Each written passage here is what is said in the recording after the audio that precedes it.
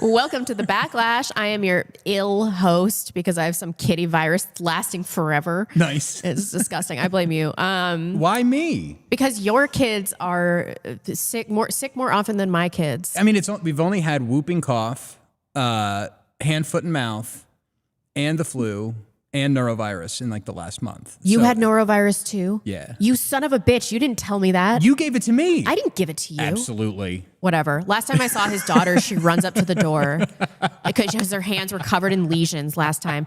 So I'm like, don't touch me.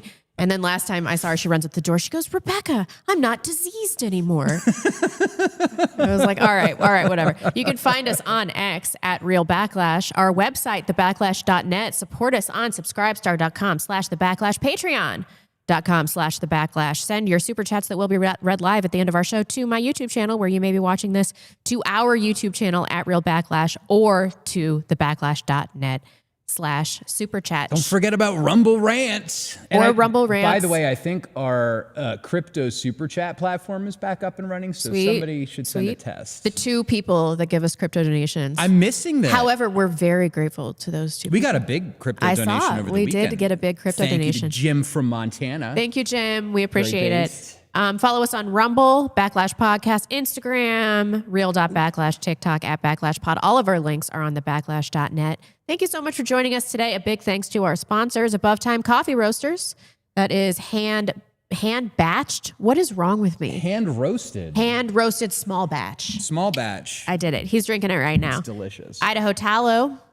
That is skincare without endocrine disruptors. And Antelope Hill, publishers of white positive literature. Without further ado, our guests always have to wait so long. I'm sorry. I feel bad. We should find a different way to do this because it makes them feel like they're not important. They are important. You are important, Tim. Go ahead, Dave. Well, hold on. I've got the thing written up. Hold on. I gotta pull it up. I had Grok do me. Now he feels even less important. What are you talking about? It's much more eloquent than me. Timothy Gordon is a traditional Catholic philosopher, author, podcaster, and an outspoken advocate for patriarchy and classical Christian values. He has degrees in philosophy from pontifical universities in Europe and a JD in law. He's taught philosophy and theology while engaging in public debate on faith, politics, and culture. He hosts the Popular Rules for Retrogrades podcast, and he discusses countercultural topics from a retrograde Catholic perspective. He also just released a brand new documentary called What a Woman Is.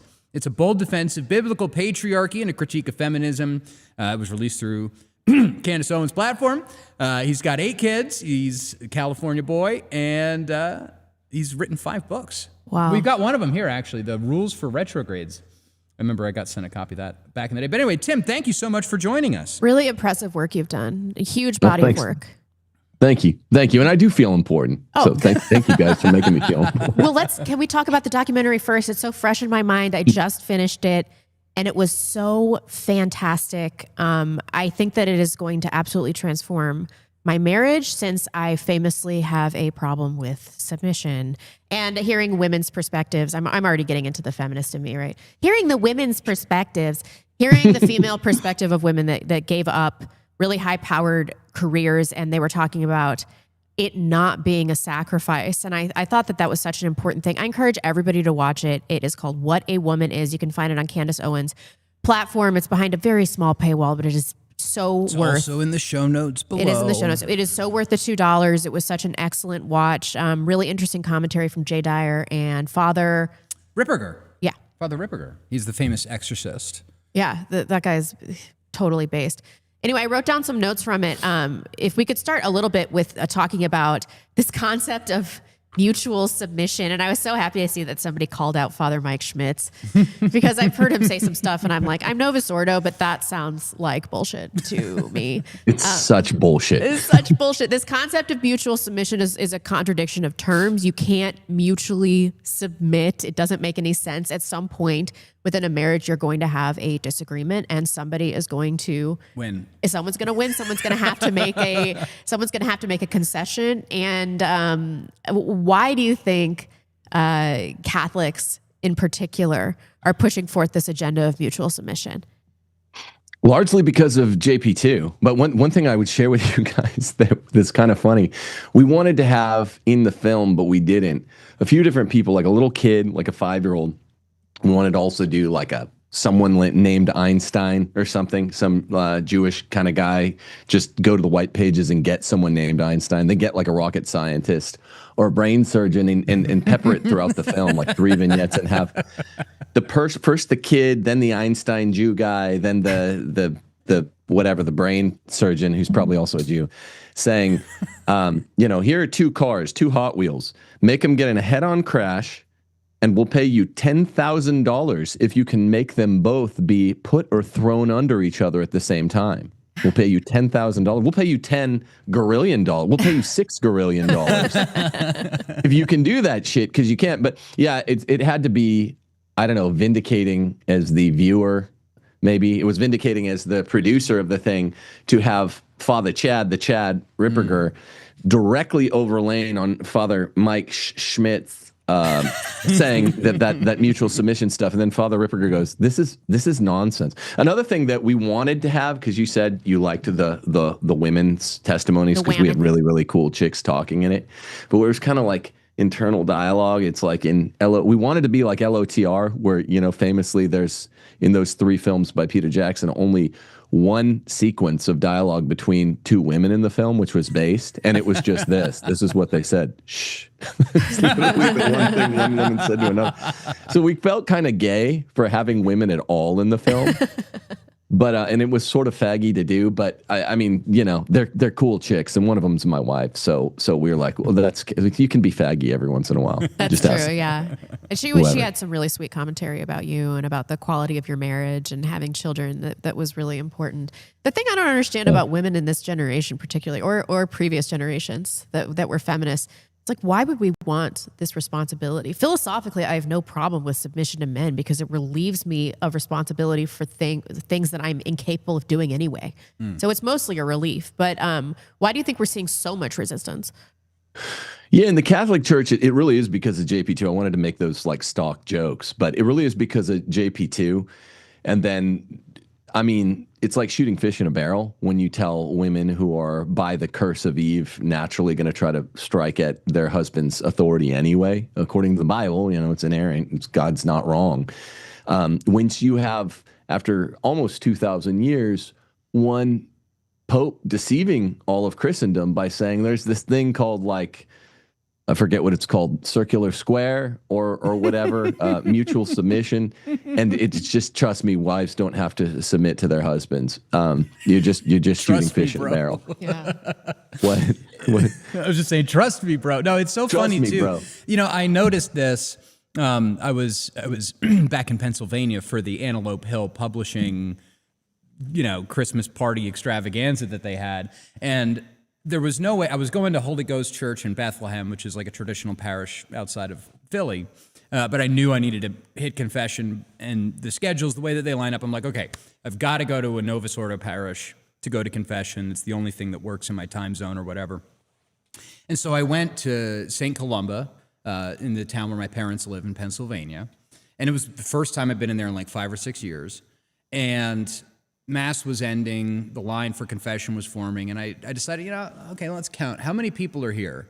Because there were more people at the church. Like the Monsignor had retired, a new priest came in. There were more people. And I'm like, oh, that's interesting.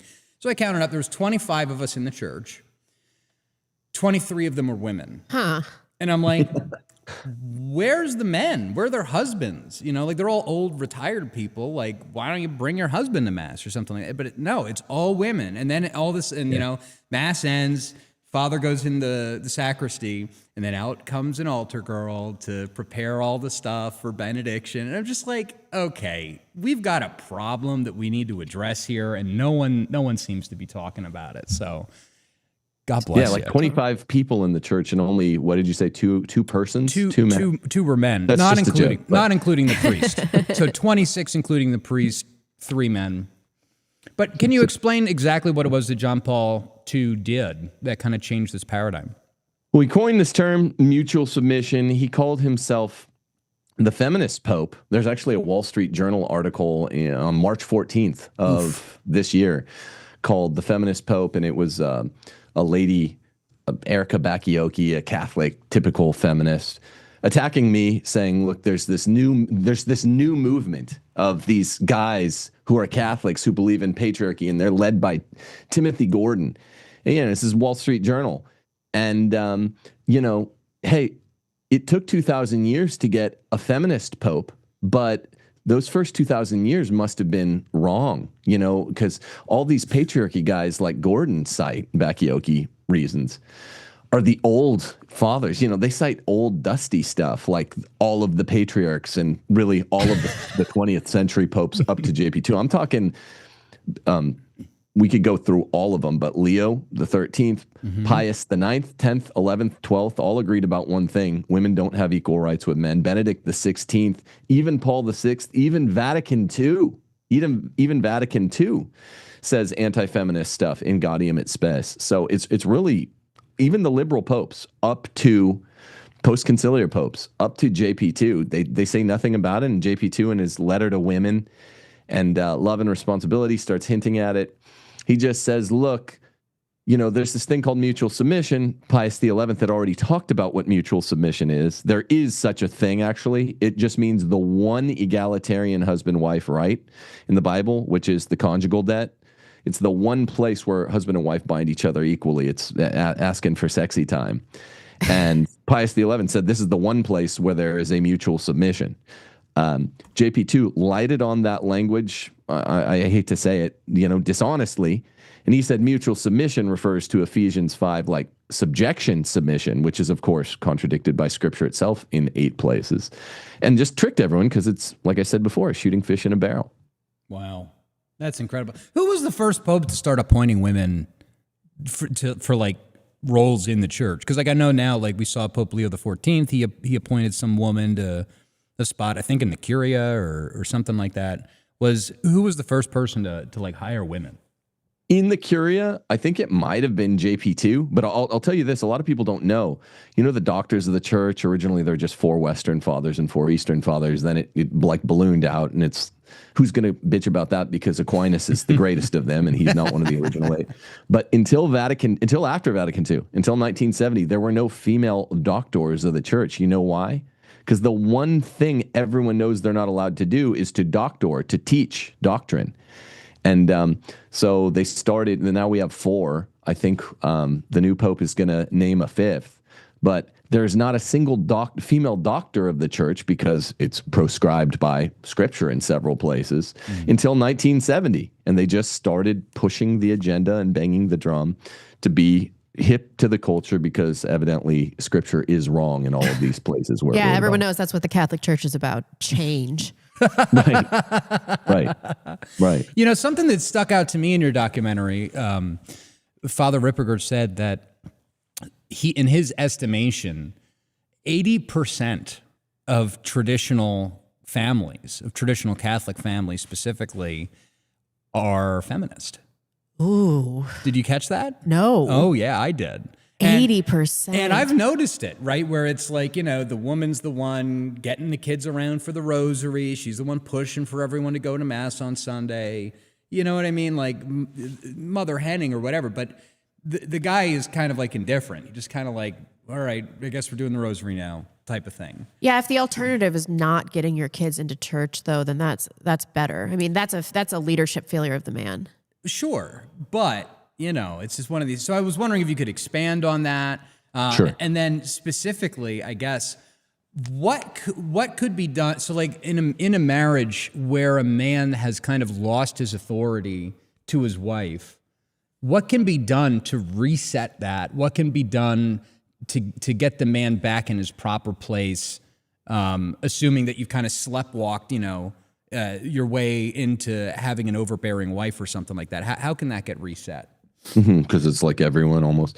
Well, I will say I presumed to correct Father Ripperger on that 2 different times. When he said that 80% of trads are feminist, that's really wrong to say. The first time I corrected him, I was like, Father, it's really like 95%, and then I realized I was point shaving, and the second time I did, I was like, okay, let's be honest, it's really 99% of trads.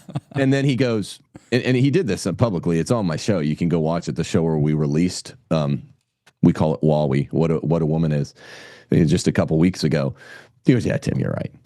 So it's, 80% is way too shy. It's a different kind of feminist, the trad feminist. It's always kind of the, fat, I don't know, long-housed guy with a beard that thinks he's manly because he has a beard to conceal no chin, and he smokes like a pipe, and he's like, Chesterton, that's what a man looks like. It's like, no, dude, that's what Dunkin' Donuts looks like. That's not cool. He's getting bossed around by his wife. Look, I'm sort of a trad too, though they don't really claim me. But it's like the nonconformist club, or it's the like, giving you an order to lead club. That's what a lot of trad men are like. You go around and their wives, like, it's like play acting, LARPing. The wives are like, my husband always leads us in prayer before meals, guys. And then he's like, yes, I do. He's like, what prayer do I say again? Or which one do you want me to do? And there's just always that thing, where they're like, gentlemen. I don't really like guys generally that begin any statement or sentence to me with the word gentlemen, let's do this. And so it's a rough crowd, but they are just as feminist. Of course, the typical more Novus Ordo, which is a more secular type of feminist, is more out and proud about it. Ask the boss and saying all the cucked stuff that we capture at the beginning of the documentary. So they're two different flavors, but it's all the same stuff. Feminism is gender dysphoria in its original state. We say it's functional gender dysphoria, where men and women they believe that by some sort of mutual consent, they can act like each other. A man can act like he's swapped roles with his wife. Far more pernicious because it captures 99% of everyone. And then you had in the 90s sort of bedroom gender dysphoria, where the homosexualist movement, the after the ball thing came out, where they're acting like each other in the bedroom. A man can act like a woman, or a woman and a man like a man. And then, of course, a little bit after that, you had the ontological gender dysphoria thing, which affected like no one. So it's affecting less and less people as you go from those, from iteration 1 of gender dysphoria to 2 to 3. Iteration 1 affected like 99% of everyone, and it's just a functional gender dysphoria, feminism. Then, whatever, 1.5% of the people, I guess, were told by Zog to believe are homos. And then it's like, there's no one, like maybe one person on the globe has ever actually been a tranny. So it's declining, probability curve that this is going to affect you. But this is a really big thing. And because it affects everyone, the proper question is, what are the remedial steps to take, which is what you asked me, Dave. Mm-hmm. The first thing is just to say, like the movie attempts to, what kind of man are you? What kind of woman are you? If you are a Christian, patriarchy is synonymous with Christianity, and that it's a bimodal patriarchy, a clerical patriarchy and a lay patriarchy. And you just have to make it clear, as Father Chad does in the movie, that a woman can't go to heaven if she disobeys her husband. Like, disobeying your husband is a mortal sin. It is, there's all these veiling verses in the New Testament, 1 Corinthians, Colossians, Titus, Timothy. A man veiling his headship is a mortal sin. A woman who's not veiling, who's not covering her headship, is mortal sinning. And a woman, it's not just Ephesians chapter 5. It's like 3 other verses in the Pauline passages. It's a mortal sin for a woman to disobey her husband in anything except for grave sin. So once you start telling people that, I don't really care about non-Christians, to be honest. It's just most people kind of consider themselves Christian, and this is not just a Catholic thing. This captures Protestants and Orthodox as well, because it's scriptural. You're just like, are you a Christian? Okay, then you have to STFU and do what your husband says. It's very, very, very clear, and it took a big kind of Lincolnian lie to cover it up. Outside of so if you want to go to sin, heaven, you have to obey your husband. Outside of following your husband into grave sin, is that what you said? Grave sin, yeah. Like, it can't be one of those Catholic feminist things where it's like, well, he wants to go to mass at 9 and I want to go at noon. So I'm going to say that if we went at 9, we might end up somehow sinning. So really, I'm not going to obey it. That's prudential, right? And contingent and all that. It's got to be grave categorical sin, the likes of which no real Christian would ever order. Okay, yeah, if you order your wife to murder or to like abort your kid or to contracept or to rob a bank with you, she has the right to say no, or to stop being Catholic or something. Yes, she has the right to say no. The reason the feminist, and I've been fighting that one, because I mean, we've been winning. People have noticed the last 2 years, the last 4 years, since the case for patriarchy came out, it's influenced the whole culture. A lot of important people have that book, which is what the film is based on. My book, The Case for Patriarchy. It's on sale right now. By the way, it's on sale right now at Sophia Institute Press for $5. You literally have no excuse. No excuse. Unless you only have $4 or less. But I mean, that's pretty much how stark it is. It's like, you know, if you want to get to heaven, you have to follow your husband in all prudential and preferential matters. Yes, if your husband tells you to rob a bank or to commit mail fraud or something, you don't have to do it. But the Christian, particularly the Catholic feminists, don't like this exception because it's so narrow. It's like, well, that's not going to allow me to disobey ever. It's like, well, yeah. They're like, what about prudential stuff? Prudential stuff, you make about 2,000 decisions in your day, they say. Most days, 2,000 out of 2,000 of them are non-categorical, like grave sin matters. You probably make one of those every 2 years. Like most of us that are practicing Catholics don't have to decide when we get up in the morning whether to murder someone or to rob a bank. And those are the only things that a wife is allowed to disobey her husband on. It's even in the catechism. The Roman catechism says they have to obey in all things except for the impious or the wicked, the gravely wicked. So all those maybes. You're deadlocked about what time to go to mass. You say, honey, please get the kids in the car. And she's like, well, I was going to wait. Please get the kids in the car. All of that stuff and the other 1,998 daily decisions you make are always prudential. And she has no right to one. She can say, are you sure? Because I thought this. That's fine. We call it the one bite of the apple rule. But once he's like, no, I'm sure. Please do that, sweetheart. She has to do it under pain of grave sin. I'm fine with that. So yeah, by the way, this is what Tim was talking about. I'll read this out loud. This is question 27 from the catechism, or I don't know which catechism it is. Roman catechism. Yeah. Roman catechism. Unless compelled by necessity to go abroad, women should willingly keep themselves at home and should never venture to leave home without the permission of their husbands. Again, and in this, the conjugal union chiefly consists. Let them always remember that, next to God, they are to love no one more than their husband, to esteem no one more highly, yielding to him in all things not inconsistent with Christian piety, with the most willing and cheerful obedience. Oh man, I'm failing on all fronts here. They're like, and it's so funny too, where it's like, people where it's like, Catholic people, where it's like, if I just sent you, oh, come on, what is this? We might have to start up a new thingy dingy in like 9 minutes. In like 9 minutes, yeah. This is so lame. This is what happens when you do a show on a shoestring budget. But no, there are like certain men where it's like, I know that I'm gonna like get him in trouble if I send him a copy of this page of the catechism. Like if his wife catches him reading this, he's gonna get it. Yeah. That's insane. It's crazy. Remember when I don't know if you caught the famous, it's somewhat famous now, Tim Gordon, Trent Horn feminism debate from August of 2019, September of 2019 on Catholic Answers. I mean, I creamed him, but the moment I knew I had him was I read this, literally there are only two universal catechisms. There's the CCC and there's the Roman Catechism, aka the Catechism of the Council of Trent. It's the only place that the duties of husbands and wives have ever been laid out catechetically in 2,000 years of teaching. We have two universal catechisms. The CCC doesn't weigh in on it, so it's not abrogated. It's still on point. There's nothing to correct. And I said, Trent, here it is. I read it. He laughed at me.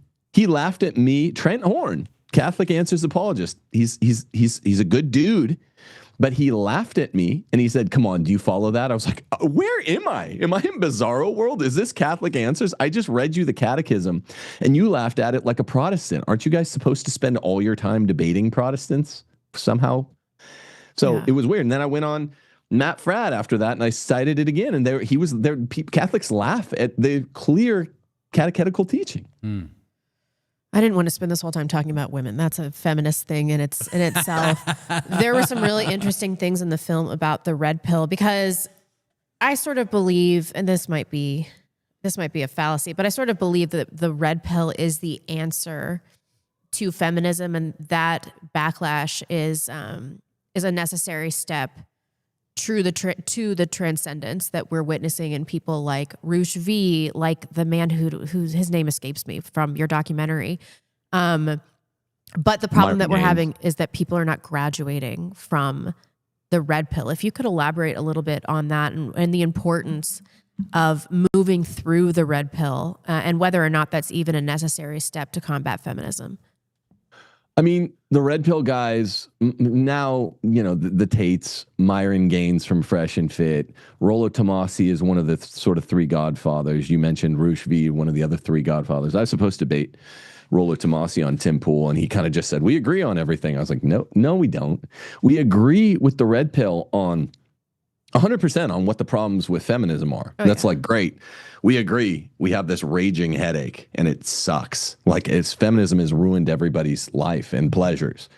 But we almost disagree 100% about what the remedies are. So it's weird because, I mean, they're not like annoying and they kind of seem like cool guys, but they make me laugh and they support Fuentes and stuff. So I like that. But they're, I think, a limited like intelligence agency disinformation hangout, like a limited hangout. I think they're floated out there to discredit pushback against feminism. I'm pretty sure all of them have like CIA connections, like the Tates or intel agency connections, Myron Gaines, all their daddies or whatever.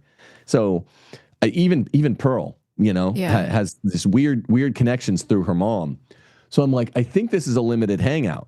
They're wrong. Like, they're saying all the same shit that the feminists are. They're just funny and kind of likable and not annoying because they're men or whatever. But they're saying the sexes are paired against each other, which is not true. We have complementarity.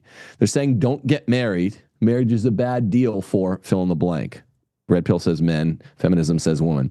They say contraception is good. Like Myron and the Tates say, like, don't just have one bitch, don't be tied down to one woman. Create a bunch of bastards. Be a bastard machine. Don't have the family. That's not good for men. They're saying all the same stuff. Even MGTOW, men going their own way, are basically saying just let's not reproduce. So feminism, MGTOW, red pill are all, in my view, basically Malthusians. It's kind of see-through. They're basically just population control advocates. So, and they all advocate miscegenation, all of them. True. Yes. True. Yeah. Here. And I mean, that's absolutely right. I hadn't even thought of that angle.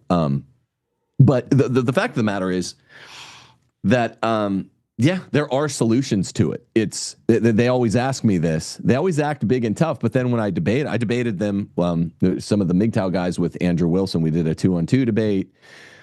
I tried to debate Rollo Tomasi and Tim Pool. He's just like, we agree like 85, 90%. I'm like, no, it's like 50% about the problems. Because I'm like, they're like, there's just no way to enforce this. Men shouldn't get married until the lawfare changes. I was like, so what? I mean, humanity is just going to die?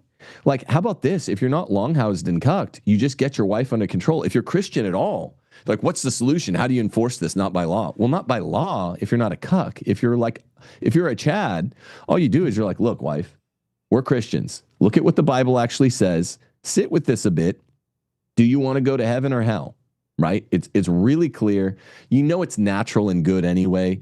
Women that can boss their men around all have boyfriends anyway. They get men that like mistreat them because that's what's sexually attractive. Kind of like listen to your natural attractions, like Mega from our documentary says, really smart chick from our documentary says this.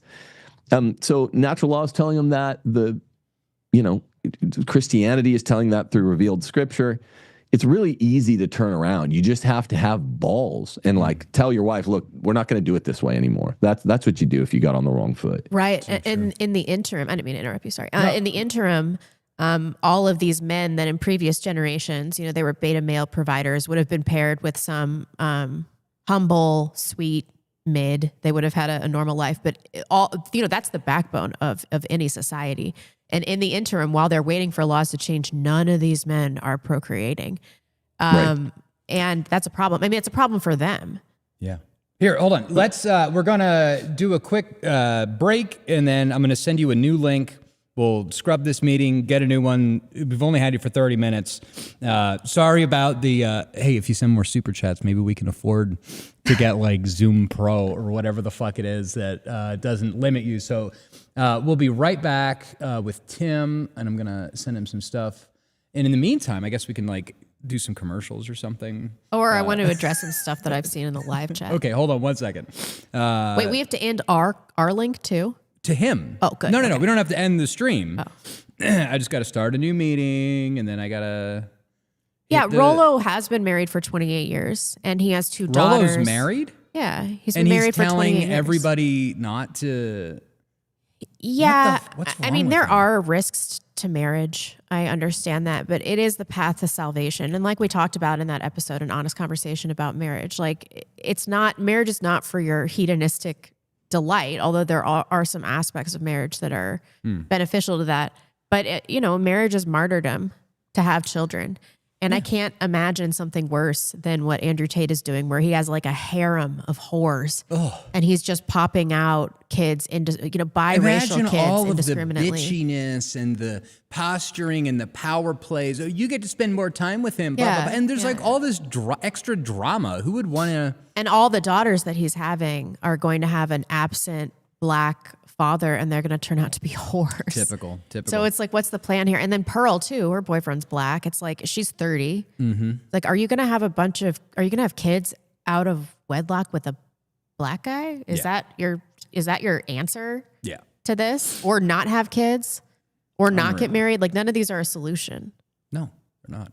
Hold on, we're going to take a quick break and thank our sponsors, Antelope Hill Publishing. They're fighting to keep history alive and equip new generations of dissidents with the information to fight the anti-white regime. Their varied catalog includes newly updated and expanded 3rd edition of Dr. Kevin MacDonald's Culture of Critique, the essential modern text on Jewish identity, Dr. Ricardo Duchesne's magnum opus, Greatness in Ruin, which is the definitive scholarly examination of European exceptionalism, as well as works by Kerry Bolton, Paul Kersey, and Josh Neal. Antelope Hill recently brought David Irving's iconic Nuremberg The Last Battle back into print and have numerous translations of historical works from eras such as Fascist Italy, National Socialist Germany, and Civil War Spain. Previously unavailable in English, there are also plenty of books on contemporary issues such as transgenderism, the opioid crisis, and Christian nationalism, as well as history books, novels, and children's books. So whatever your interest is, you're bound to find books that you like at Antelope Hill, all professionally published with sleek modern cover art. Help us and help our people by checking out companies that share our values and fight for our cause. Visit antelopehillpublishing.com. And I don't want to read some of these super chats in front of Tim. well, then read them now. I don't know. You got to pull them up. They're not on my channel. Why is this? One of them just says mommy milkers. What have I done to deserve this? I'm all buttoned up today, guys. Yeah, let's see here. We've got $10 from Galting. Galting. What is that? Mommy Milkers, $10. Thank you for the big super chat. Then, of course, Book Track Group's asking if Tim has ridden a horse. We are waiting for him to rejoin the space. I sent him the link, I promise. It took like 5 minutes to get him on. So, That's okay. My bad. I feel awful. Maybe we can get Cameron's login or something. Because Cameron has it. That's how poor we are as a show. Bro, it's terrible. But no, yeah, the documentary was great. Oh, it was so great. We need to get into this part two about the feminism and witchcraft thing, because like that's how the movie starts off, basically like comparing and equating modern feminism with witchcraft. And it's so on point. Yeah. Oh my gosh. I think that Rachel Wilson talks about that in one of her books. Yeah, she does. We should probably get her on the show definitely. at some point. I think I've got a line with her. Also, while we're waiting for Tim to rejoin us, there's some crazy shit going on right now. You know, Bibi Netanyahu landed. Did you see his motorcade? No. Oh, I've got it saved. Where is he? We can pull it up. He's in Florida for his fifth or sixth visit This to would the be United number States. 6, I believe. Unbelievable. I think it's more than any His other sitting motorcade, president. by the way, is bigger than Donald Trump's, and it's not even close. He had like 30 of those motorcycle people. There was like 30 of the black Suburbans. It's just crazy. But I guess Donald Trump is committed to Netanyahu to help intervene with Iran's ballistic missile program. Wow, what a brilliant And idea. I thought that was handled, right? I thought that we blew up their missiles. I thought it was a smashing success. Yeah. Mission accomplished, right? But we'll get into that in a little bit. But for now, we've got Tim back. Tim, while you were gone, I was talking a little bit about your amazing, the way that you kind of equated modern feminism with like witchcraft. Can you give us a little bit of a taste of the relationship between feminism and witchcraft? Sure. Well, the standard lie by conservatives, they're really more feminists. I think people are seeing this now in the normie conservative world than the left world, liberal left world. And the standard lie has been, hey, we don't like those feminazis, those, Rush Limbaugh called them, the second and third wave feminists. They're really bad. They're nothing like the first wave feminists. In a sense, that's true. The sense in which it's true is the first wave feminists were the most outright evil. In other words, there are no real waves of feminism that were good. The first wave is more evil, and it has all the recognizable goals that people more ably cognize as pertaining to second and third wave feminism. But it has the stated sort of addendum that's extra evil of starting in 1848 in the Seneca Falls Convention.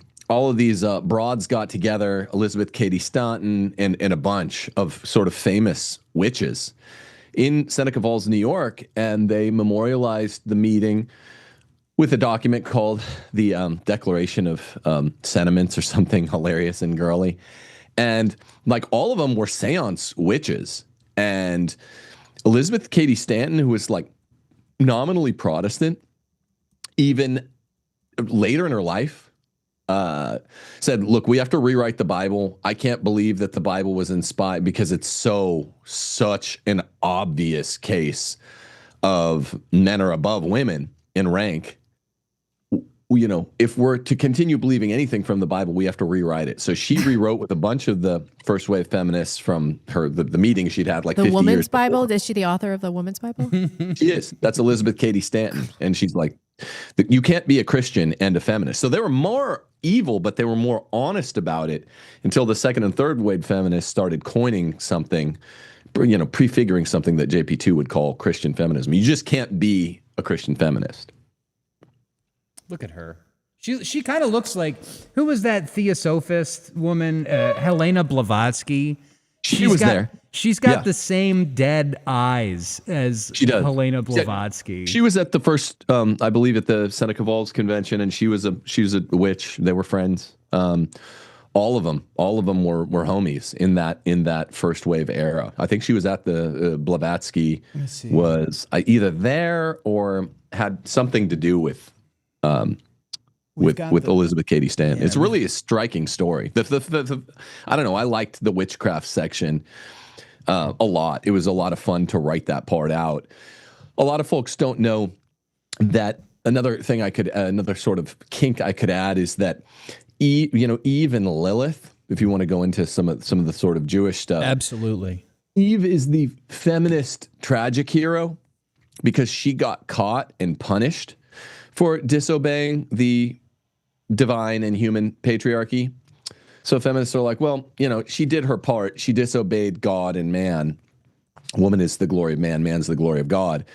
She did her part, but she got caught and punished. But who's really badass for the feminists, you'll recognize the name, even if you didn't know, was Adam's first apocryphal, Jewish wife from the Babylonian Talmud. Her name is Lilith. Any kid who's about my age or older knows the obsession in pop culture with Lilith in the 90s. Lilith from Frasier, Lilith Fest, Lilith Fair, Lilith, the Jewish women's magazine. They loved Lilith. She was not a feminist tragic hero like Eve. She was a feminist superhero because she disobeyed God and man and got away with it, according to their fake Talmud Bible. But she's an important fictional character for feminists because she, unlike Eve, gave the middle finger to God and man. I don't have to obey you. she spawned with demons, wouldn't have sex with Adam, basically killed human kids, and was sort of the godmother of abortion. And this is her punishment on the patriarchy. And the feminists love her. I mean, just think of how much Lilith stuff you heard in the pop culture in the 90s. So it shows how witchy these bitches are. It wasn't Lilith, if I'm not mistaken. Lilith is also the name of one of the demon of feminism, right? It's this. Yeah. It's the spirit of like wickedness in women. There's Lilith. Sorry, Father Ripperger said that there was Lilith and Leviathan, and that Leviathan is the like butch lesbian demon, and Lilith is the like less butch lesbian demon. Am I just making things up at this point, or am I kind of right? I hope you're right. I don't know, but that's awesome that even in the demon world, they have like the trucker feminist and then the more chic the trucker hat wearing, the flat topped feminist. Yeah, the lipstick. Yeah, that's hilarious. I didn't know that. Yeah. Father Ripperger research, and I didn't know that. Father Ripperger did a talk a couple of years ago about like the seven biggest. There was like Lilith, Leviathan, Azazel. Like there's a bunch of these other demons, and he kind of like picks apart every way in which the United States of America has submitted itself to Satan's top demons through the judicial system, through marriage, through the money printer, all of it. And Father Ripperger has a very convincing explanation for basically how satanic the modern United States of America is, which is really interesting. It's also interesting, this Lilith stuff, because there was something I was reading about with like Christian identity, because that used to be like really big up here in North Idaho. The Aryan Nations and all those people, they were all Christian identity people, and they believe in like this two seed line thing that's like really weird, that like Eve had sex with the serpent and like had children from that, and that's where like the mud people came from or some bullshit. That's what Aryan Nations believe? Yeah, it was like really, really weird. I mean, they were totally heretical, not based when it comes to like religious stuff. But it's so funny that comes from the Talmud. Paganism too. I've also noticed like among the pagan communities that there's like a very big matriarchal, like the women wear the pants type of thing that happens. It's really interesting kind of how the rejection of patriarchy and the rejection of Christianity go hand in hand. It makes total sense. Sorry. Well, it's the original sin, Right. I mean, so whether you're a Satanist or you're just a sort of soft secularist or you're just a cucked Christian who's on board with all that stuff, it's the alpha and the omega of human sin. I mean, feminism is the original sin. Adam acting like Eve, Eve acting like Adam. And Sister Lucy of Fatima said this will be the final attack of Satan on the world. And it's kind of getting underway now, is the attack on the family. It doesn't mean like transgenderism. Right. It means feminism. Do you think we live in the end times?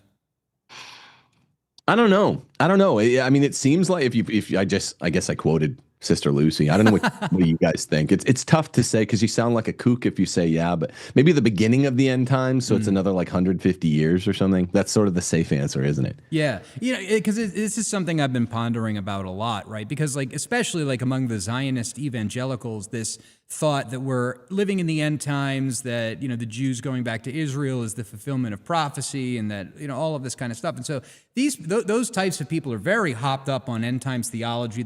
I saw somebody text that goofy Zionist chat from in our local area, like that the rapture is about to happen any day now, and it's like, you people are crazy. But so from that perspective, I love saying we're not in the end times. St. Vincent Ferrer, who I have a statue of on my bookcase, like he preached the end of the world in like the 1500s, So on the one hand, it's kind of reassuring to be like, yeah, this is not the end times. We're going to grind. But at the same time, we do have these things like Fatima, La Salette, these kinds of public prophetic appearances of Our Lady that has warned us that the devil wants to engage in a final decisive battle, that this is like the beginning of the end. And it seems like we're at apex degeneracy with the abortion rate. Right. I don't know how much worse it could. We all live in a den of iniquity. I don't know how it could possibly get worse than it is right now, although I'm sure it could. Yeah.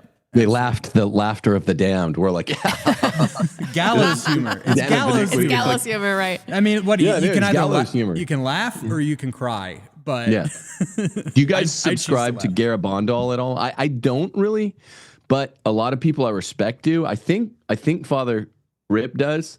Yeah. And I respect him a lot. Yeah. And Well, if Garabandal's true, then it basically, this stuff has to start happening before that seer who's alive in like literally Long Island, which is a funny thing for a seer to be. That lady's still alive. That shit has to happen before she dies. So if Garabandal's true, then it's like we're speeding upon the end times. well, and there is something happening, and definitely it's so funny that you mentioned Long Island, because I don't know if you know about Our Lady of Bayside. Do you remember that whole thing that happened in like the 70s and 80s? There was apparently like an apparition in Bayside, New York, and everybody like lost their minds. I didn't know that. Yeah, and I definitely don't subscribe to Medjugorje. So Me neither. most of the Yeah. priests that formed me were formed by Bishop Williamson, and I had the pleasure of meeting His Excellency before he passed on. God rest his soul. And I know Bishop Williamson believed in Garabandal. And when you look at the way that things geopolitically are heading, and this has been another thing I've been struggling with, where it's like, am I inadvertently peddling Russian propaganda? But no, like the West is wicked, wicked. The EU is wicked. Oh, yeah. The United States is wicked. And so I know that Putin isn't perfect, right? Like there is a majority, I believe, in Russia of Muslims, actually. It's not like a white Christian utopia where everybody's going back to And orthodoxy. he has some major Jew cucking problems. Absolutely, he does. But this concept of that Russia will like invade Europe and like liberate it from Satan and all, like I think that's all intimately connected with Garabandal. I know. It's so it's you interesting. You get all hopped up, jacked up, fucked up watching Rocky IV. You're like, yeah, fuck yeah, we're gonna get the rush, blah blah blah. But then you it's quite the ending, You're like, whoa, we're the bad guy. Like, man, I guess we need to commit suicide. We're the bad guys, Right. The truth is painful. And then my it God. heals, right? Yep. Do you have any other non-feminist stuff, non-women stuff that you wanted to get I do. into? All of the Take the heat off the Catholics. women. Yeah, I know, right? All the Catholics that come on, I have questions because I'm Novus Ordo Catholic, and I have problems with racial universalism in the church and the what is being preached about multiculturalism within the church. And I was wondering if you had any thoughts on that, because right now I'm seeing it actively in the live chat, and this is the biggest criticism that we get of Catholicism. Like, why are you Catholic? They advocate for a multicultural, multiracial, a nation for all of us. And how do you square that circle? Do you think it's a bastardization of scripture, of doctrine, to believe in multiculturalism in the Catholic faith? Yeah, I mean, I think it's kind of, I don't know, either of you correct me because this isn't my big issue, but I think it's kind of ultra vires to the the bimillennial church teaching. I've looked at Aquinas on this because I'm a Thomistic philosopher, and he's definitely like people should have their nations. You have to observe the border. It's more natural for your kids to look like you, but it's not obviously it's not a flaw, or it's not a vice, even a venial vice, to intermarry. So I'm not trying to sound like unbased or gay when I'm saying that, but the church, I think it's Pius XII writes on it, and he says there is an element of personality, of identity, that is related to race and ethnicity, but it's so minuscule compared to the huge gaping element of identity between male and female. So it's kind of like if you take two test cases, right? 90s, like affirmative blaction commercial where it's like a black dad and a black mom, and they have like a happy family, and they all know each other, and the dad provides, and they know their dad's name. You're like, come on, this is like fiction, Right. But it does happen every once in a while, right? And you're like, okay, and that's good, and that's well ordered. So it's like under like 20% of blacks are together and not divorced and knew their dad. But it's like we should be rooting for that kind of affirmative action. We want that affirmative action where this becomes normal. You want the best things for them, Whereas when you go to the kind of affirmative action, I guess it's only a related point, but the affirmative action of like women doing stuff, and you're like, well, this is unnatural. This isn't even well ordered. So I think that's Pope Pius XII's point is like, it's natural for blacks, whites, all people to raise their families. And yeah, it's a little weird when people intermix, but like, I don't know. My wife's half Mexican, and I don't. It's not something that I think about as much as some of these people on the internet. I'm much more tackling the WQ. I understand that perspective, but I know this is an unfair hypothetical. When I look at my daughters, I'm like, would I rather them marry a black Catholic or a white atheist? And I'm going for a white atheist every time, because I can pray for the conversion of the white atheist, but you're not going to undo the genetic destruction of your daughter marrying a black guy. True. So it's fair. That shouldn't be cutting edge. That should be like, I think it's a live question, because you can pray for the conversion of the atheist. I think you can argue it either way. And I think it's gay when people get mad either way, because it is a prudential matter. You know what I mean? It's lame that we were all so brainwashed with, white people are bad and it's bad to celebrate whiteness, that people think that's like, oh, that's a based opinion. Like, no, that's you want, as a white person who's a Catholic, you just want a white Catholic. And it's like, this became a big thing to talk about 5 years ago. What if you have to pick between a black Catholic and a white, like, devil worshiper? And it's like, I have 7 daughters, by the way. So it's like, can you guys they're all really smart and really cool, and they laugh at funny shit and they make fun of good stuff to make fun of. So I think they'll just marry all white Catholics. That's the easiest solution. Here, I think I've got the perfect clip. I've got the perfect clip for this. This will settle the debate once and for all.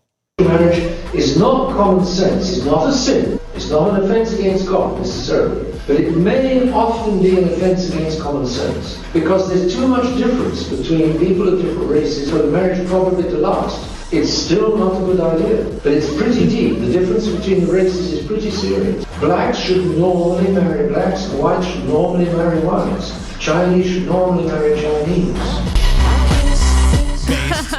That's so true. And I encourage people to think about that. I mean, we've talked so much about how marriage is martyrdom, but like, you have to overcome so much with someone that is like you. And my best friend, Robin Riley, you might be familiar with her. She's married to a Slavic guy. And every year she posts, I'm in an interracial marriage. She posts on Twitter, because there's like a chasm of difference between the Slavic mindset and the Anglo mindset. And the way that you speak too it's different. Like, I know, like, one of the things that kind of led to the schism between East and West is like, it's literally the language structure, right? Like with Latin, you really have to wait to the end of the sentence to know exactly what the person's talking about. In English, we can hear each other talking and start cutting one another off because, oh, well, I know where you're going with that. But like, and even in French, it's like you might talk about the bike green, right? The modifier comes after the thing that you're describing. And those small things would change conversation and communication. The neural pathways in your head of how you communicate one with another. And so I could see, and this is the difference between ethnicity, right? This is the difference between, there's race, but then there's also ethnicity, and the ethnicity is deeply tied in with language. And so you can have white people that come from 2 totally different languages, and they're going to be arguing all the time because the way that they think I can attest to this. Shaped. All my children are white, but our 3-year-old, who she's almost 4 now, she came out and she's only speaking Ebonics. She doesn't speak English. So it's weird. Like, we have to segregate her racially from the kids. It's just a language thing, but she will not learn English. She's going to be an ESL speaker. Ebonics only. Well, I guess what this question boils down to is that I am, I'm fundamentally racist. I am just a racist person. I was not born this way. I was made this. Maybe I was born this way. I don't know. I mean, maybe everybody is racist, but I am particularly Maybelline, racist. Right? Maybe she's born. Maybe she's born with it, right? Racism. Maybe it's racism. And I'm always wondering, is this diametrically opposed to my faith? I don't hate people of other races.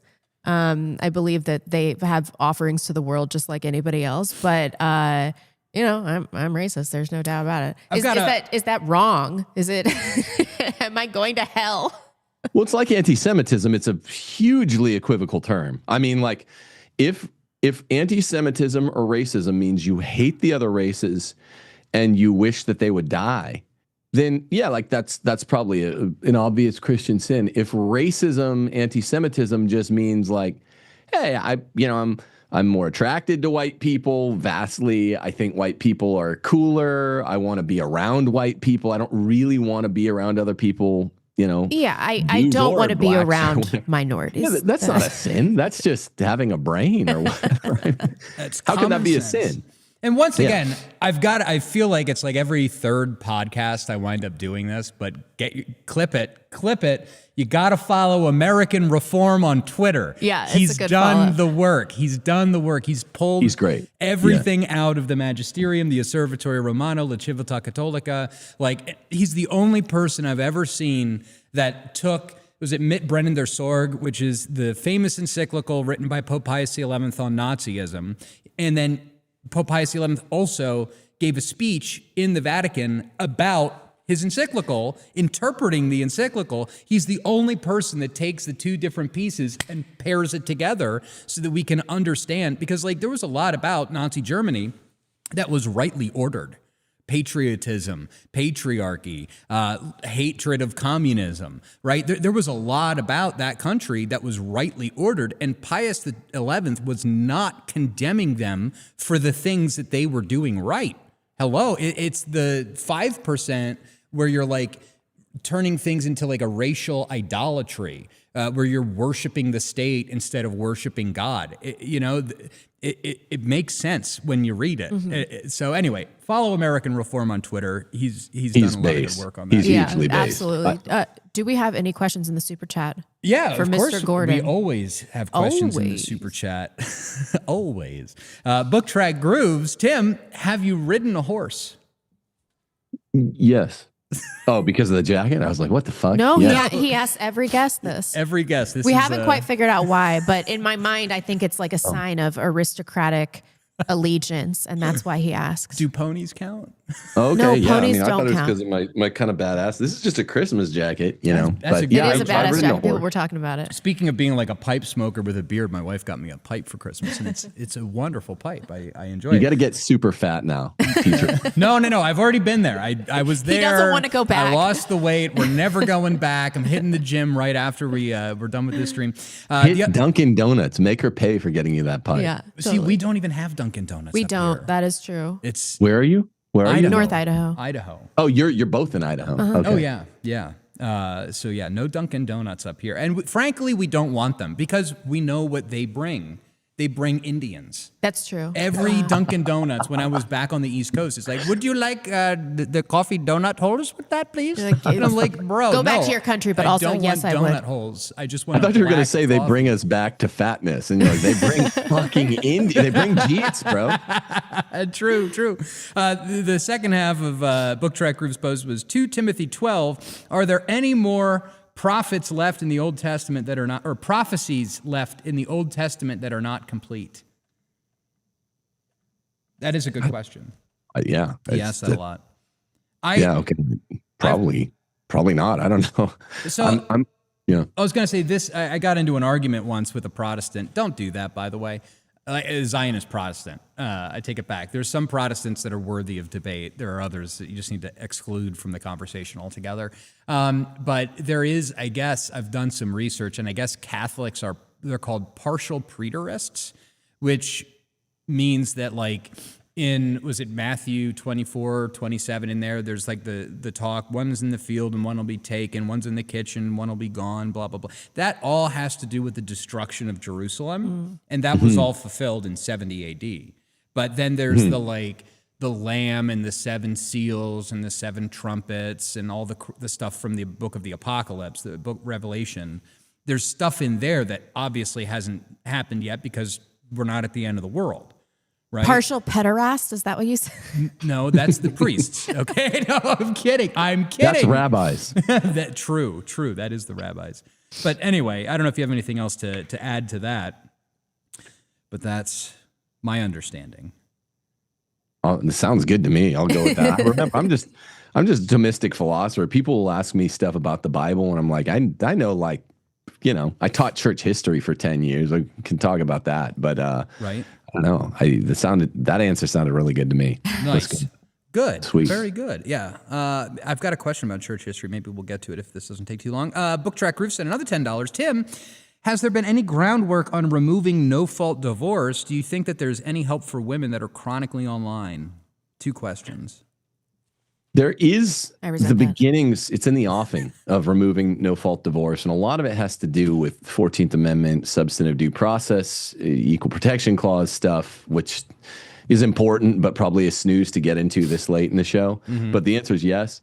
And I mean, chronically online women just need to have their internet privileges taken away by like the nearest male. Yeah, just don't just log off, baby. Based. I know. My husband's like, I'm going to put your phone in a box. There you go. Get a Faraday bag for it. Yeah, a Faraday cage. Well, no, don't preserve it. Put it in a reverse Faraday cage. Put it in the microwave. Yeah. Put it in the oven. If it sparks, that means it's working. Book Track Group sent another $10. Tim, have you spoken with Corey J. Mahler? Oh. And well, Jay Dyer was in the documentary, so obviously. Tell Rebecca's husband to read scripture to her, please, and thank you. Go team, go. My husband is in the process of converting to Catholicism. Yeah, he'll be baptized in a couple months. He will be baptized. Prayers answered. I never thought that he was going to. Prayers still needed. Keep praying. Yes, Keep praying. always. Amazing. Yeah. But yeah, have you ever... Who's the question about, though? Corey J. Mahler. He was the co-host of the Stone Choir podcast. Traditional Lutheran.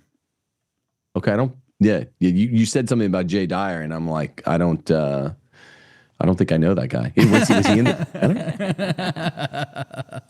That's funny. But yeah, Corey Mahler, he's a very interesting guy. That would be an interesting discussion. We've had him on the podcast. podcast. Never spoken. He's the kind of Protestant that I'm like, oh, so you're actually Christian. Because so many of these Protestants anymore, it's like they've substituted actual biblical study with like Talmud studies. Where they take one verse from here and one verse from there, and they like kind of jumble it all, shake it up in a bag, and reinterpret everything. He's not like that. He's not like that. He's like, no, I'm a Lutheran. I believe in the Lutheran confession and all of the councils that came before. Right, and no surprise, he's been kicked out of his church. Right, he was excommunicated. Well, like there's like Joel Webbin. It's like, oh wow, you're actually like you hate Jews, you hate women, you're great. Like. You're like Christian. Yeah. Oh, okay. But yeah, most Protestants just like, love Jews and women or whatever. Yeah. It's so bizarre. And especially these Protestant churches where the women get on stage, my brother in Christ, what are you doing? Yeah, Dave showed me some footage from a local Catholic church where women were giving communion. Giving out communion, altar girls, the whole 9 yards. Yeah. Disgusting. And they're all Paula Whites. Remember when Trump wanted to like bang, pardon the French, like bang Paula White, and I'm sure it is, his head of faith formation or what? It's so shameful, man. Trump is a whole different topic. What a Zionist, disappointing. Oh, I know. God, you think he's banging Paula White? Look at this. Look at this. Why else would he have her like around? House grounds, God walks on White House grounds. I had every right and authority to declare the White House as holy ground because I was standing there, and where I stand is holy. Whoa. Bro, this chick is crazy. She's nuts. Devin Stack did an excellent stream about this for those of you that haven't watched it. Yeah. Anyway, there's better compilations of her like literally speaking in tongues. Like whatever. Power! Have you seen that one? I think we have it in the doc actually. Yes. She's screaming power after talking in tongues. Oh my gosh. That's the only conceivable reason someone like a scumbag like Trump would have her around, because I don't think he cares about Christianity one way or the other. It's just he's just like, hey, there's a blonde like I can bang. I don't know. Buddy. We got a super chat from Glamdring. The guest turned out pretty good. I guess you don't have to the previously recommended finger-related discipline. What? I don't know what that means. I don't know what that means. You got to send us another super chat to Cloud. Is that a Lord of the Rings thing? Because the name Glamdring is. That's yes, I think that this particular super chatter is Glamdring on Rumble and then Smog on Twitter. So we got some based Tolkien people here. Like Hobbit guys. I love Tolkien people. Go ahead. It makes me uncomfortable how hard Nick goes against LOTR Fuentes, just as because I don't know what the fuck that comment meant. I'm just gonna say something interesting. He just savages it. I'm like, bro, you need to read the books. Yeah. Because You know, if he's really, if Joe Rogan's right and he's really going to be president in a few years, we need him to read LOTR. It's so not nerdy, because there's so many nerdy guys that like smoke pipes and get fat and all that like LOTR, but it's really not just for nerdy guys. See, I don't understand people that smoke and get fat, because nicotine is a natural appetite suppressant. So like when you get hungry, you should be reaching for a cigar, reach for a cigarette, put it off. You can wait a little longer, you know? Can you imagine how fat I love giving shit to Chestertonians. Can you imagine how fat that guy would have been if he hadn't also smoked a pipe? So true. That logic. So true. People shouldn't smoke because it causes lung cancer. However, the massive drop in testosterone is partially because of men not smoking. It drastically raises your testosterone. Are you going to? I was going to say, instead of smoking, Knick-Knack? People could use Knick-Knack, which is a based company from the Pacific Northwest here in Spokane. And the greatest part is that one of the main ingredients is xylitol, which apparently reverses tooth decay. So if you've got problems with cavities, Knick-Knack would be... This is not medical advice. This is not medical advice, and we're not getting paid. I reached out to them to see if they'd sponsor this podcast. Did they tell you to get wrecked? Too extreme for them. But it doesn't matter. The only other alternative is Outpouch, and they're made in India. So I'm going to go with the based Catholic nicotine company in Spokane over the Indian Tucker Carlson stuff. Too extreme for them. I think he just sent an explanation chat. Did he? Cleans and straightens your teeth as you smoke. It straightens your teeth, and if it doesn't, you can sue. Yeah, don't do that. It makes you whiter. It makes you act less Italian. Glamdring sent $5 and said, "Sorry, before the stream, I had said that he should have a finger removed for being late. I thought you guys saw it. No, I didn't. Oh no, no, we're not removing any of Tim's fingers. But Tim, please tell everybody where they can find your work, and we will do our best to show it all on the screen while you're talking." Well, believe it or not, I still have a YouTube channel, Timothy Gordon. The show is called Rules for Retrogrades, named after that one of my 5 books.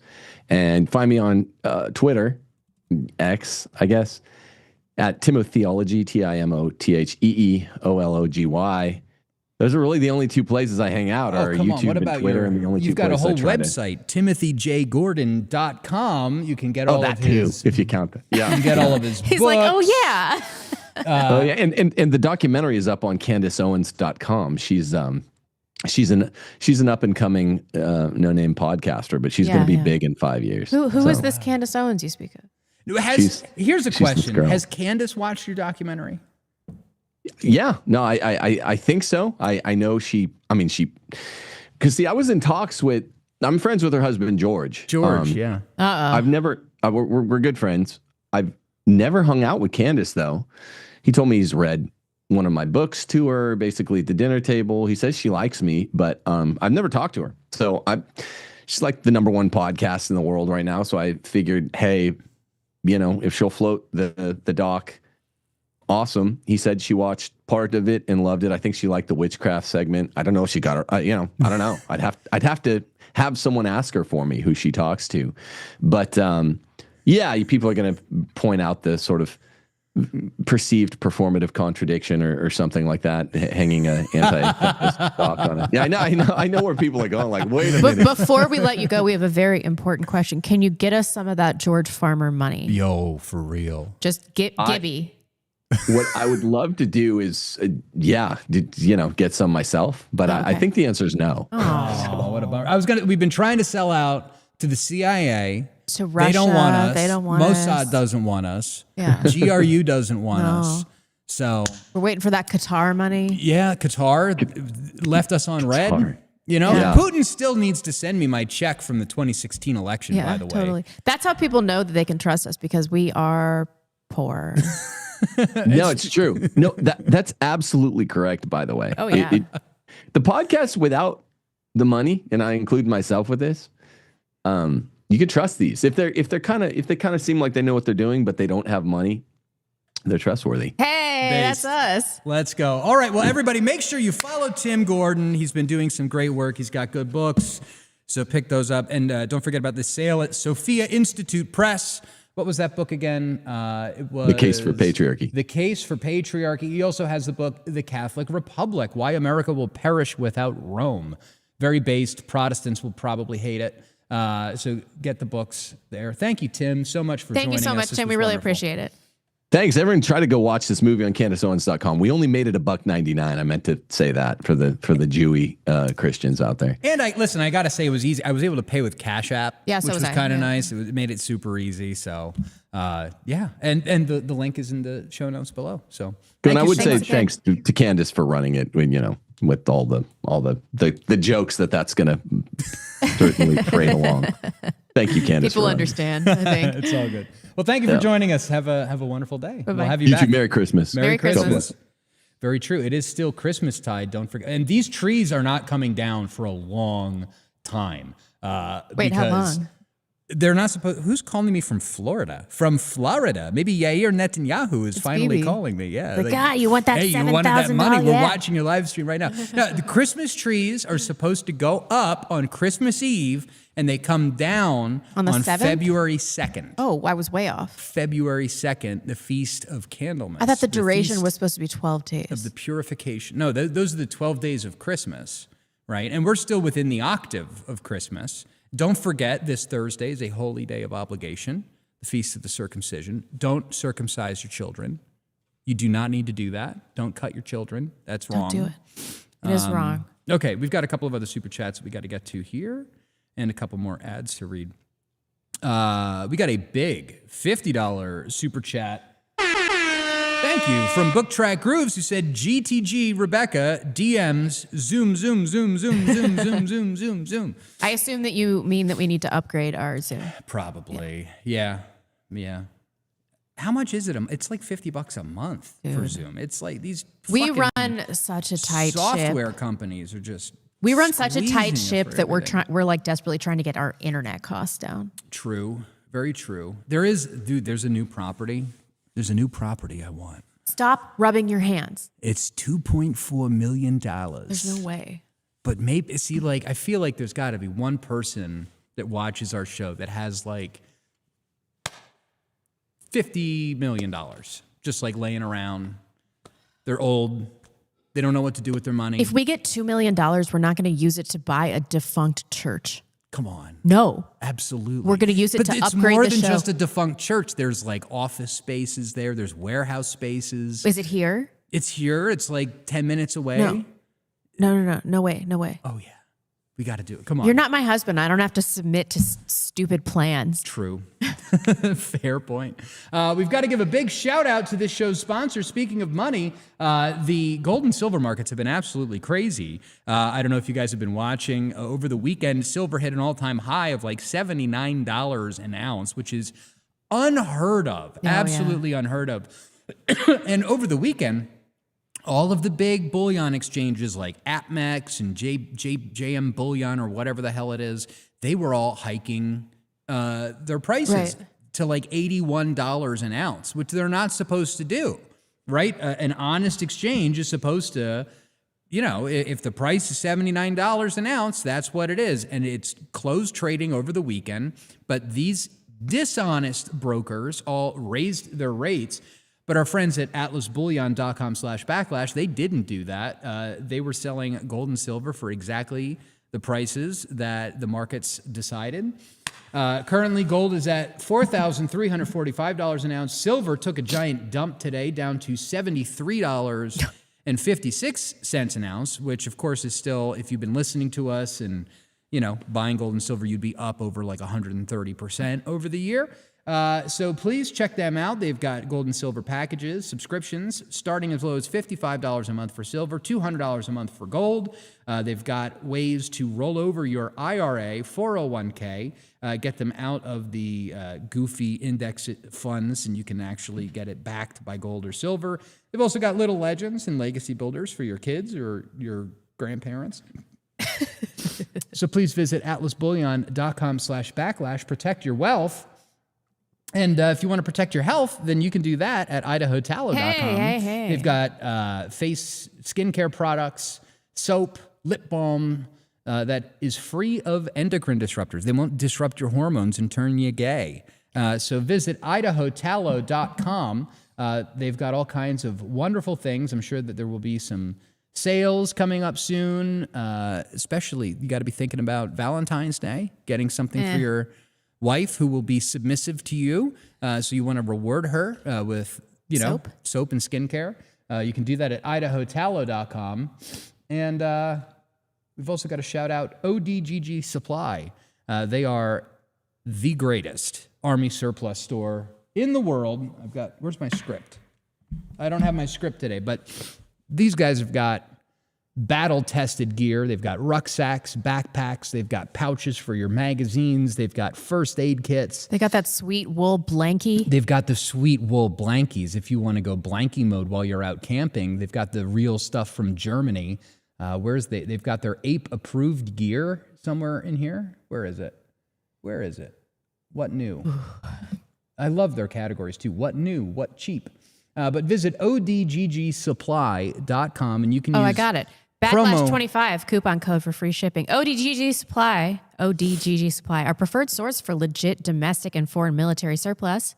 A gear that's been proven in conflicts across the globe and ready for your next adventure. These guys at ODGG Supply put the gear through its paces so you can count on quality kit the next time you are in the field. I am blind. Using gear from all over Europe and the Cold War to modern U.S. military, from the global war on terror, from blankets to rucksacks, tools to clothes, ODGG Supply, more than any other military surplus store, focuses on the functional gear you need to thrive. Follow them on YouTube at PNW_Gorilla, X PNW Gorilla, and Instagram ODGG_Supply for the latest updates on sales and new-ish inventory.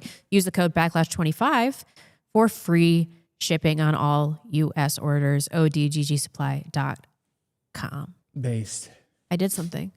I did a script. What did you do? Oh, you did do a script. I did it. That was when we started the podcast. I was like, I can't do those. I just can't do it. It's worn me down though. And I did want to plug something, so I'm trying to get an AmRen type event panel going in Missouri, in the St. Louis region. That doesn't mean I'm doing this in East St. Louis. People are texting me. They're like, I'm not going to the shit. There's no white area in St. Louis. I grew up in West County. There are white areas in St. Louis. I will put it in a good area. Around April 9th, we haven't hammered down the date yet. I'm really hoping that we can get this up and running. I've never done anything like this before because of my crippling fear of public speaking. So I will MC the event. But we got some great speakers on board. Tim Gordon just said he was interested. We've got Jay Dyer. Basil said he was interested. Lauren Chen is on a redemption arc. That would be like her first public appearance. And she is also interested. And LP, your boy, LP, I Hypocrite, also going to be coming out for this event if we can get it together. So I would like an answer to AmRen where we talk about Jews, and I want it to be like a chiller vibe. I'm hoping to get a musician in there, get some food trucks, cash bar, and I want it to be like a really fun, I don't want to say mixer because it dates me, but I just want to have like a cozy meetup event with a panel of speakers, and I think it would be really cool, and I really want to do it in the St. Louis region. So if you have suggestions for guests or venues, or you think you could attend, please reach out to me at blondes_tweets or info@thebacklash.net. Is that our email address? Yepper. info@thebacklash.net. So I can get an idea of like how many people I could get, because my fear about this is that like I do this thing and then nobody comes. Like 5 people and then 5 people come. Right. Right. And then it's like, that's going to make me just mortally depressed. No, that wouldn't happen. So please, if you're interested in something like this, if you think that you could make the trek out to somewhere in St. Louis, I'm thinking maybe like Grant Farms or something like that, for an event like this, to do some networking, to meet some people, to have some drinks, have some food, please let me know. I think it would be so fun. I'll have to get in touch with the Old Glory Club. I bet there's one out there. Yes. Maybe we could partner up. We could. And because of the nature of the event, we will have to sell tickets because I can't. I'm already telling these people, like, do you want to do this event where you have to pay your own way? Our operating budget is like $0. negative. Yeah. You have to pay your own way. You have to think of a speech, and you have to find your own accommodations. Wonderful. Like, I'm amazed anybody wants to do this. Bro, I'm gonna like bring a tent with me. I'll just go camping in East St. Louis. Why not? That's a fucking great idea. Hey, content, right? It would be content. See, you can't pay me to go to St. Louis. You guys say I grew up in West County. There was like, aside from inner city busing, there was not a black person to be seen. There are lots of areas of St. Louis. What if we did it in Idaho though? Yeah, but that's not my plan. Yeah, I know. We've done so many events. I've done meetups like all over the world. I did a meetup in Japan. I've done them all over. And like I want to do something in the Midwest. All right, that's cool. I mean, the Midwest people, and they are a people. They're distinct. They are distinct people. They're all great. German Irish. Great people. Love them. Lots of Catholics. I think it's a good idea. I want to branch. And St. Louis is my hometown, so it's like I get to go back there. Maybe I'll invite some people that I know from St. Louis. I think it's going to be fun. Yeah. So please help me get this thing up and running. April 9th to the 12th. Those are the tentative dates. Yeah, we've got. I was just going to segue to other stuff where it's just crazy. And we'll be keeping our eye on this, but there are so many escalations happening. Cameron is going to be back with us. I know he's been gone for a little while. I don't think we're allowed to talk about that just yet. Maybe he'll clue everybody in Wednesday evening, 6 p.m. Eastern. You won't, you big mouth. Me? Yeah. What? I don't know what you're talking about. I totally did not have to delete a tweet over the weekend. But there's been some escalation. I guess, did Ukraine tried to drone strike Putin's home? Yeah, I read that right before we went live. Holy shit. So I'm not totally up to date on what's going on. That was going on. And then we've got Trump and Netanyahu getting together, talking about doing another strike on Iran.